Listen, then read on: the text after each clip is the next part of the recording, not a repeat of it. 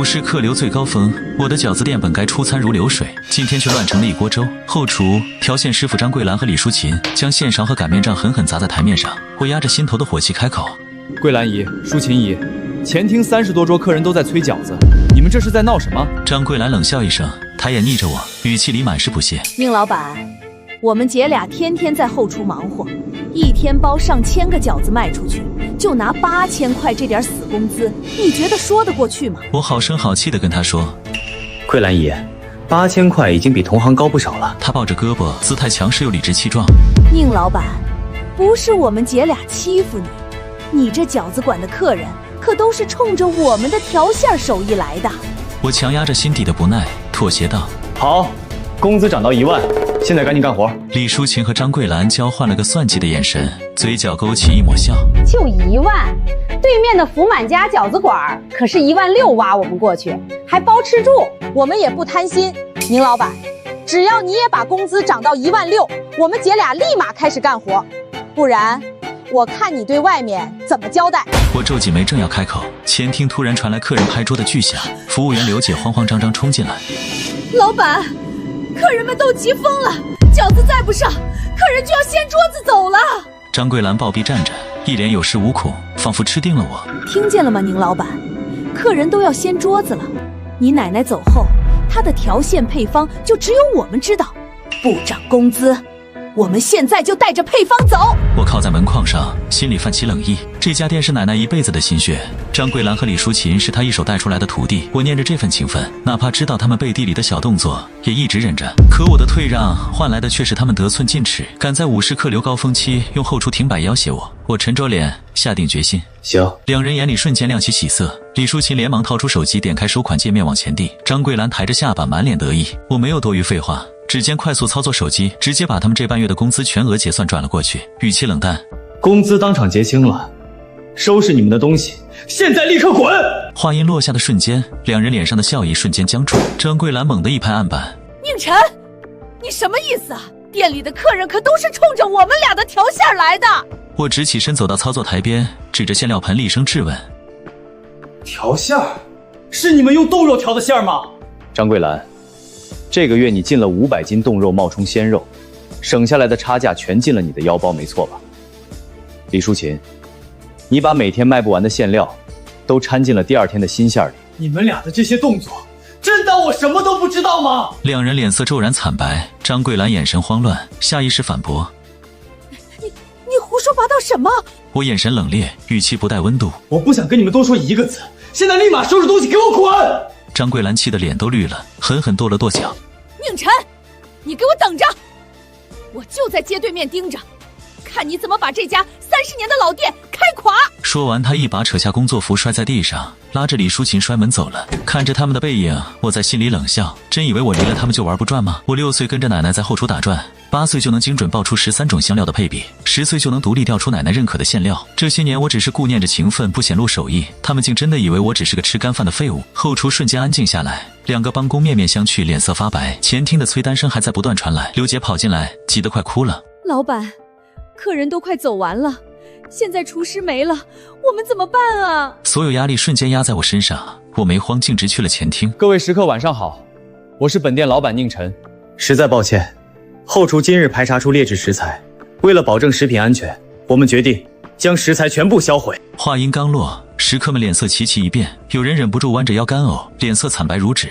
太恶心了，亏我们天天来捧场。旁边的大姐也红了眼。我还带了家里老人孩子来吃，这要是吃坏了人，你们赔得起吗？我转头朝刘姐和2个帮工递了个眼色，刘姐立刻会意拿出1沓100元代金券，带着帮工们挨个分发。我望着满厅食客，语气满是愧疚，郑重开口：今天是我们店里失职，让大家受惊了。我宁晨保证，回去以后身体若有不舒服，医药费我全包，代金券就当给大家赔罪了。这话一出，抱怨声瞬间小了很多。客人走光后，我带着2个帮工和刘姐走进后厨，看着狼藉的操作台，眼神坚定：所有人听着，从今天开始，停业整顿。我拿出手机快速联系了供应商，进货了一批高端冷链优质猪肉、有机蔬菜和老字号香料，敲定了每日新鲜食材的配送，定金当场转清。随后，我带着员工们用消毒水清洗了3遍后厨，将店里所有馅料、调料和冻货全部拉去销毁。当天下午，我联系了装修队，定下闭店重装方案，将封闭后厨改成全透明玻璃明厨，更换老旧桌椅，简单翻新店面。闭店装修期间，我每天在临时操作间调试。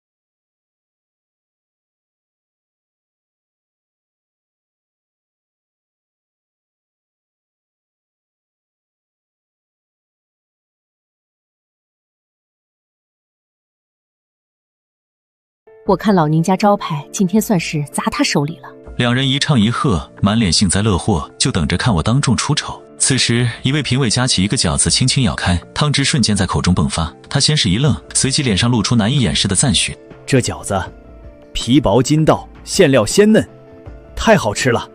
是怎么做出来的？”台下的张桂兰和李淑琴笑容僵住，水杯哐当落在地上。怎么可能？我腼腆一笑，回答道：“是我奶奶传下来的馅料配方，我又结合了现在人们的口味，做了一些改良创新。”台下的张桂兰和李淑琴满脸错愕，李淑琴拽着张桂兰发抖：“怎么回事？这配方他怎么会？”张桂兰又惊又怒，甩开她的手：“喊什么喊？谁能想到这小子藏得这么深？”评委老师连连夸赞：“好，守住了老手艺和良心，又懂得创新，这才是真正的传承。”其他6位评委尝了饺子，也都露出惊艳的表情。所有选手展示结束后，主持人拿着话筒上台宣布：本届手工面前大赛金奖得主是老宁家饺子馆宁晨。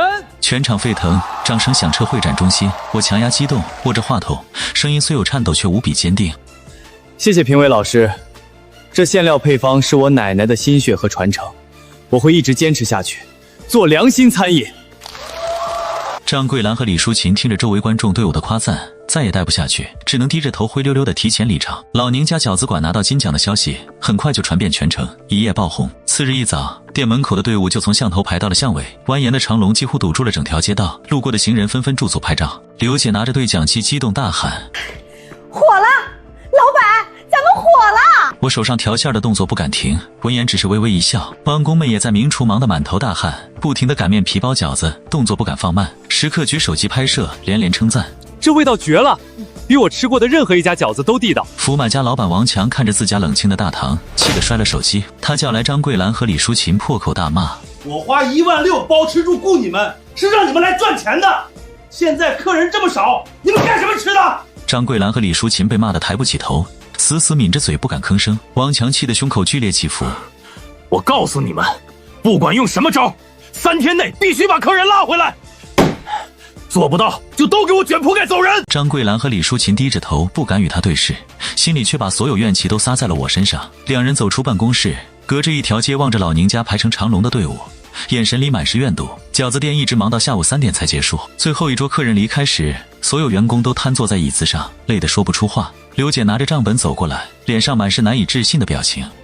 老板，你快看，营业额翻了10倍还多，咱们发了！员工们凑过来看清数字后，爆发出一阵欢呼。我看着账本，心里却没有太多喜悦，反而升起一丝隐隐的担忧。客流暴增的同时，品控的压力也呈指数级增长。今天已经出现了几起饺子煮过头、上错桌的小问题，如果不能及时解决，口碑很快就会崩塌。我让大家先休息半小时，然后召集所有人开了个短会，重新划分了每个人的岗位职责，明确了每一道工序的标准。我强调，无论客流多大，品质绝对不能打折扣，宁肯少接几桌客人，也不能端出一碗不合格的饺子。散会后，我独自留在后厨检查剩下的食材，所有没用完的馅料和蔬菜全部打包好，准备送给附近的环卫工人。这是奶奶定下的规矩，当天的食材当天清，绝不留到第二天。就在我收拾东西的时候，手机突然响了，是一个陌生号码发来的短信，内容只有1行字：宁晨，你别得意，咱们走着瞧。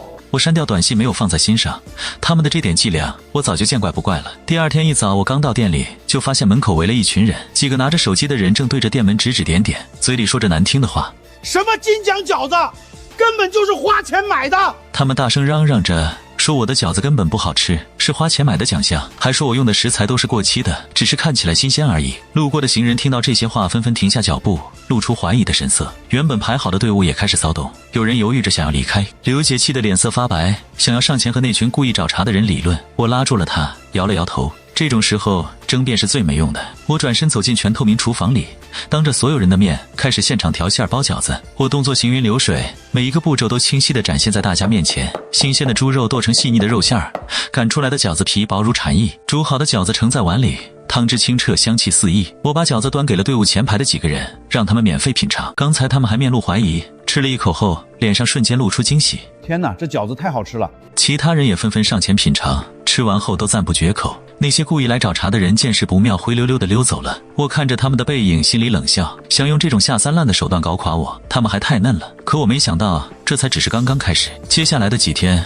店里的差评突然多了起来，内容大同小异，都说饺子难吃，服务差，卫生不好。明眼人都能看出来，这些都是假照片，但还是有很多不明真相的顾客被误导。原本排成长龙的队伍渐渐短了不少。刘姐急得团团转，想要联系平台删除差评。太气人了，肯定是张桂兰他们搞的鬼，太缺德了。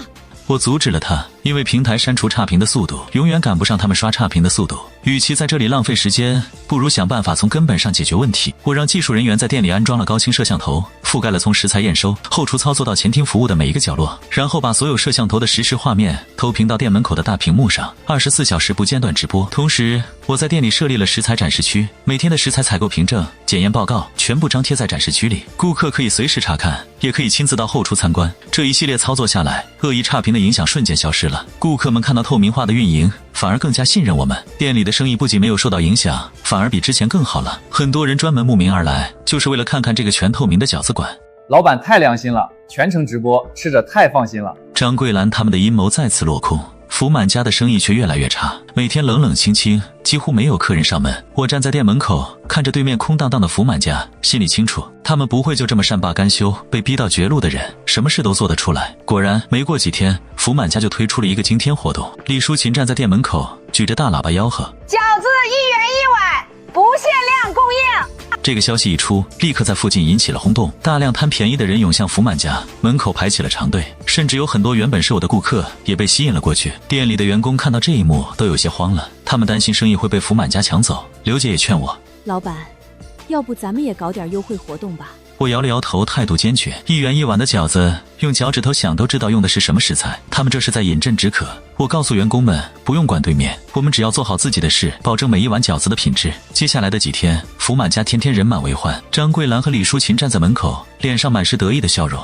宁晨，你输定了，你的饺子馆很快就会倒闭。他们时不时地朝我的店这边看，眼神里充满了挑衅。我的店里虽然客流有所减少，但都是真正认可我们品质的老顾客。他们说宁愿多花点钱，也吃得放心。我看着这些忠实的顾客，心里暖暖的，更加坚定了坚守品质的决心。福满家的1元活动持续了1个星期，就在他们以为终于把我搞垮的时候，意外发生了。那天下午，10几个吃完福满家饺子的顾客突然出现了腹痛、呕吐的症状，他们捂着肚子倒在福满家的门口，痛苦的呻吟。周围的人都吓坏了，纷纷拿出手机拨打急救电话。救护车的鸣笛声划破了街道的宁静，10几名顾客被紧急送往医院。消息像长了翅膀一样，迅速传遍了整个城市。记者们蜂拥而至，把福满家围得水泄不通。相关工作人员也很快赶到现场。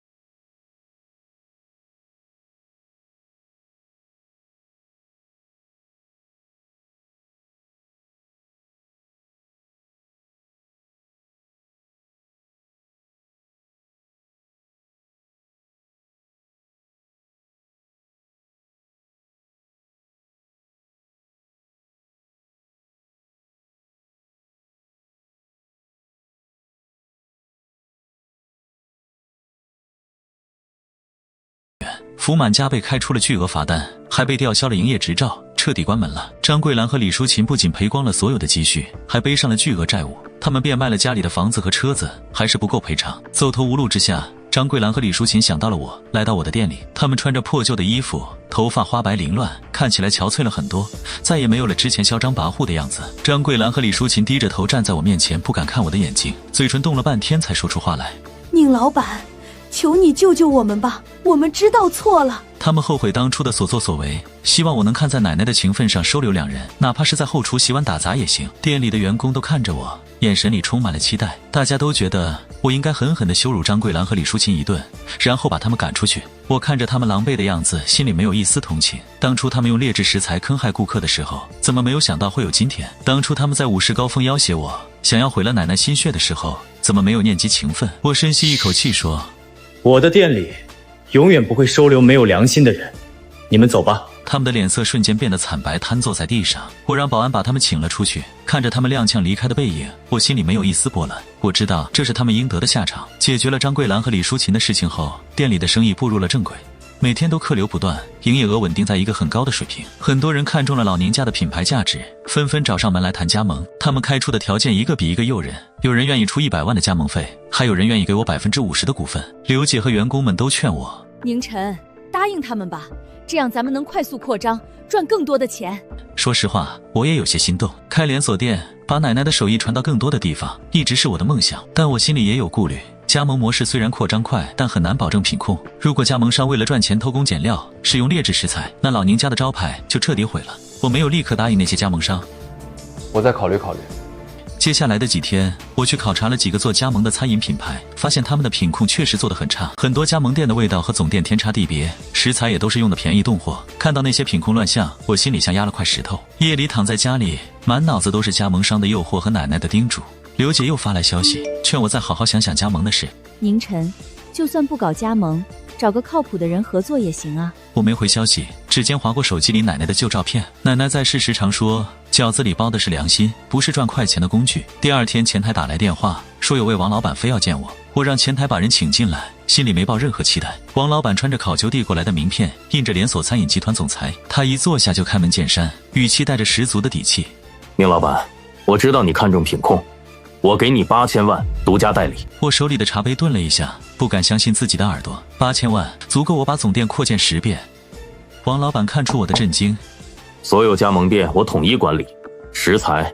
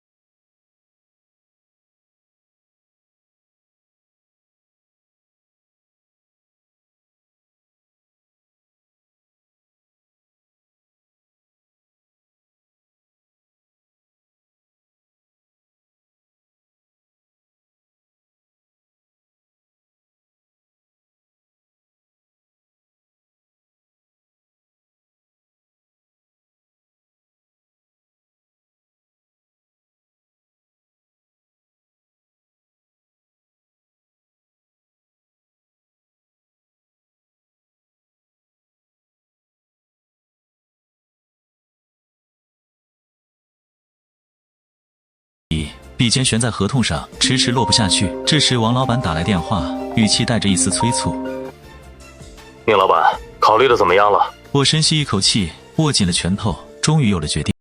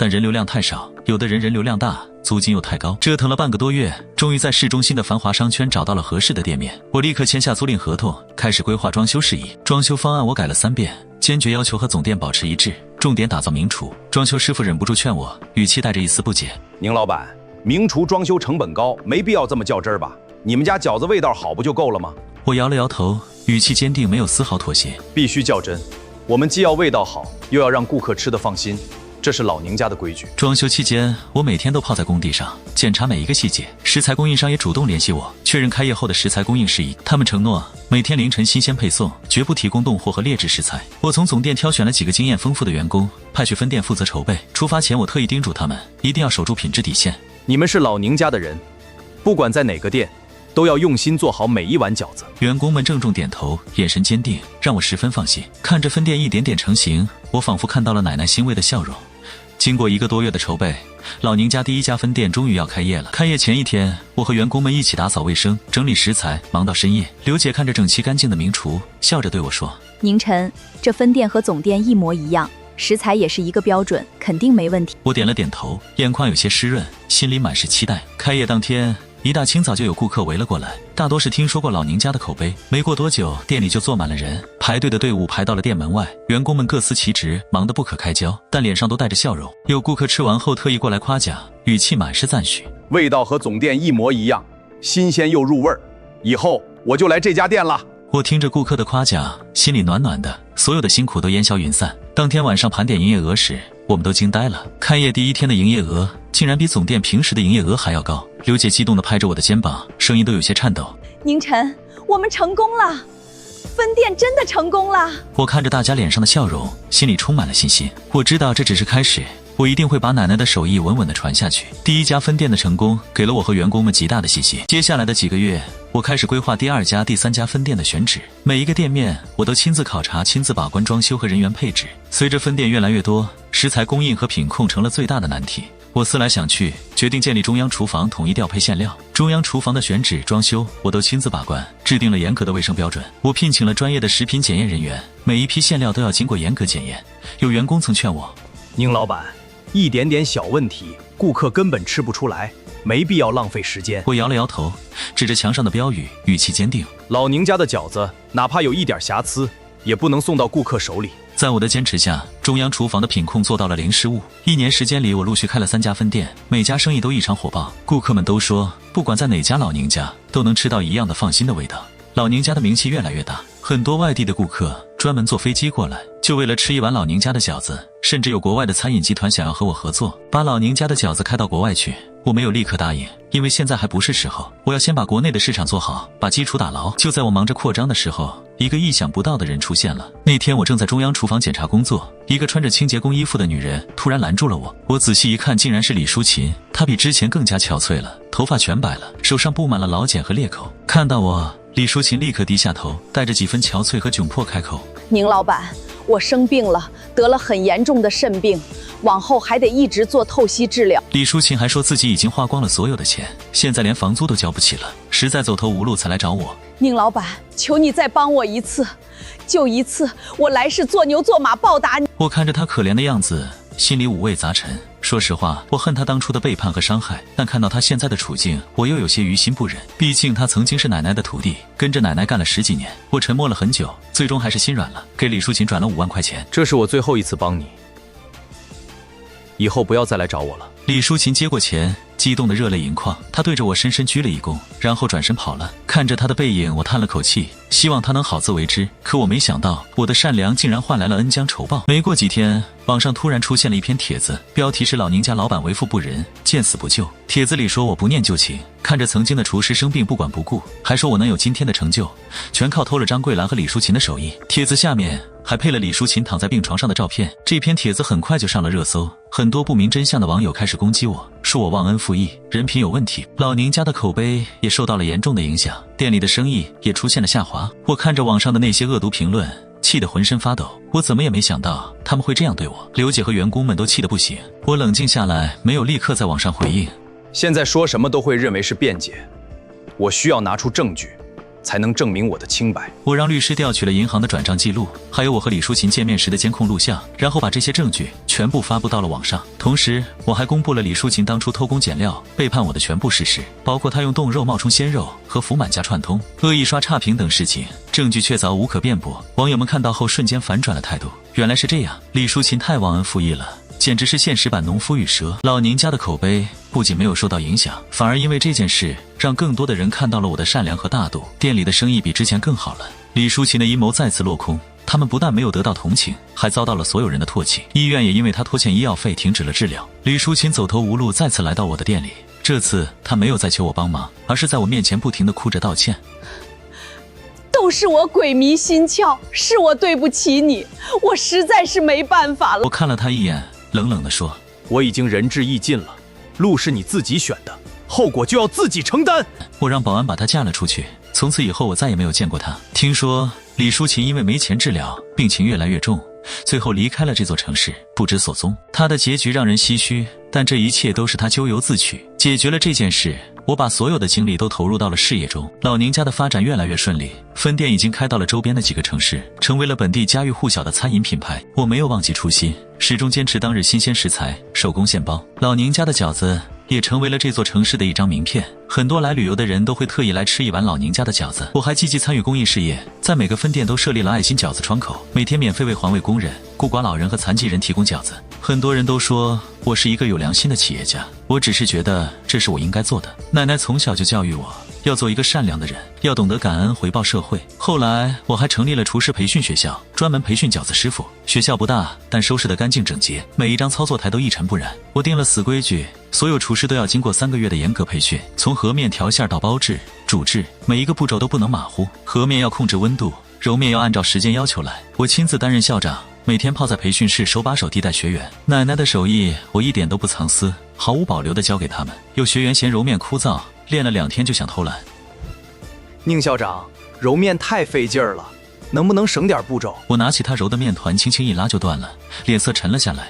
这点苦都吃不了，怎么做出好饺子？我当着所有学员的面重新示范一遍又一遍，讲解要领。我告诉他们，每一份饺子里都藏着做事的本分，3个月期满，必须通过严格考核。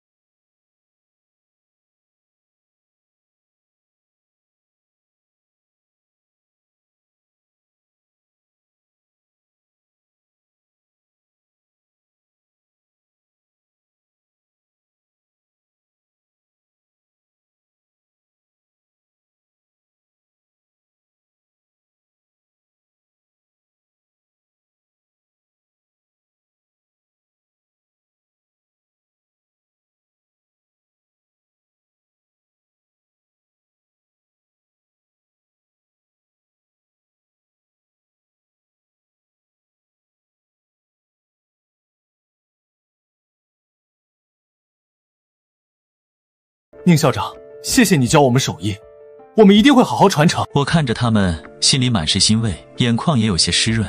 我相信你们，记住，学做饺子先学做人，不忘初心就好。这天，培训学校的老师带着一个怯生生的女孩走进办公室。宁老板，这孩子叫小雅，聋哑人，父母走得早，跟奶奶在农村过。老师语气里满是心疼。他听说咱们教手艺，攒了半个月路费，独自坐了10几个小时车过来的。我看向女孩，她身形单薄，却有着一双格外清澈透亮的眼睛，手里紧紧攥着磨得发亮的擀面杖，指尖都泛着红。我放缓语气对着她比划简单的手语，让她别怕，以后这里就是她的家，好好学，我教她。小雅眼睛瞬间亮了，用力点头，比划着手语回应。老师在一旁翻译。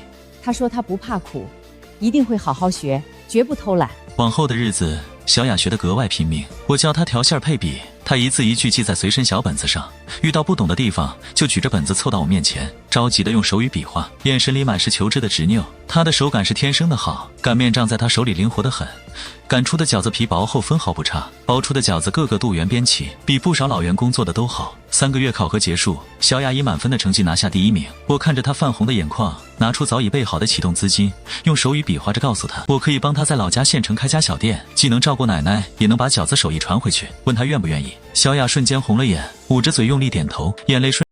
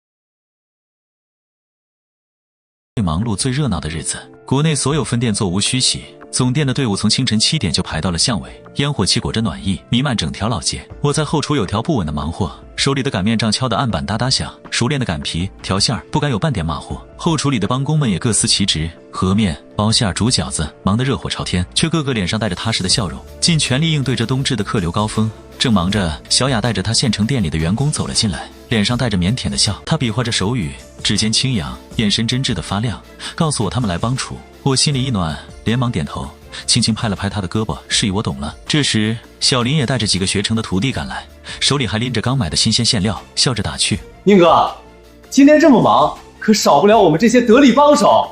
你放心，徒弟们手艺都练扎实了，绝对不给老宁家丢脸。”我笑着摆了摆手，说：“辛苦大家了，有大家在，我心里踏实。”我看向后厨里忙碌的众人，有人揉面，有人擀皮，个个手脚麻利，擀面杖敲击案板的笃笃声，众人说笑的暖意，饺子下锅的滋滋声交织在一起，氤氲的热气模糊了后厨的玻璃窗，也暖了整个屋子，满是人间烟火的踏实与幸福。看着眼前这一幕，我仿佛看到了奶奶温和的笑容，眉眼间满是欣慰。她守了一辈子的饺子馆，揉了一辈子的面，包了一辈子的真心。我守着，身边这群人也一起守着，守着这份烟火气，守着奶奶的嘱托。这份手艺，这份良心，会顺着一碗碗热气腾腾的饺子一直传下去，温暖更多奔波的人，带着这份温情走向更远的地方。